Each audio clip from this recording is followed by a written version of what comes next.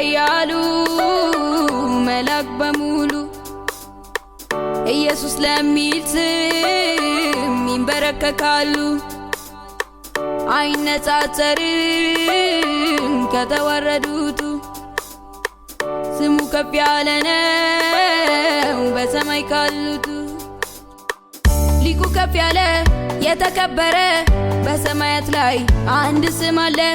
ስሙ ሊያከብር በራቂቶስ ከሰማይ መጥቷል መንፈስ ቅዱስ። ሊቁ ከፍ ያለ የተከበረ በሰማያት ላይ አንድ ስም አለ።